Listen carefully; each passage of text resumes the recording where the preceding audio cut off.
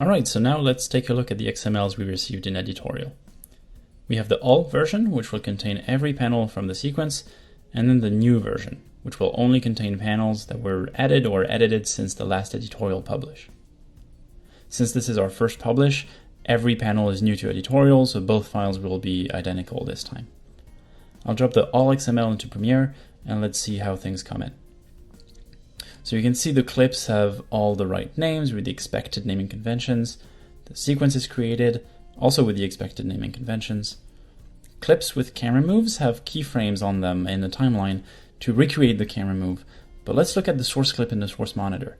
You can see the editor will have the full canvas from Story, so they're not restricted to the framing done by the story artist, and they can update the keyframes to clean up the camera move. The timing of the clips, initially set in Storyboard Pro and reflected in Flix, is also sent to Premiere. And finally, we have the timeline markers representing the beginning of each shot, which again have been passed through from Storyboard Pro to Flix and then Premiere. Flix has taken care of the naming convention and the folder pipeline for publishing in a clean and consistent way. We have control and enforce this at a studio level to ensure there is consistency throughout the production. So far we've passed information from Storyboard Pro to Flix and through to Premiere, and we'll continue our production round tripping. So with that, Editorial can now make some adjustments to the edit. So time has passed. Let me walk you through the changes our editor has made to the edit. First, obviously some audio has been added for background noise, sound effects, and dialogue.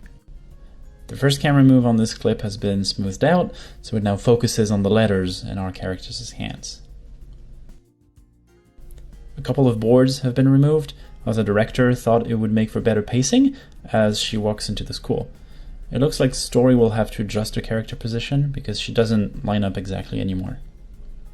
We've added a couple of extra panels here to have more focus on her facial expressions. So to do this, our editor has used existing boards from later on in the edit. This is good for now to show the intent, but it's likely that Story will have to revision this to fit the shot better. These are all the changes for now, and since there's been a few adjustments, it's beneficial to send this back to Story. So to do this, we'll have to export the sequence out of Premiere. First, we'll export an XML.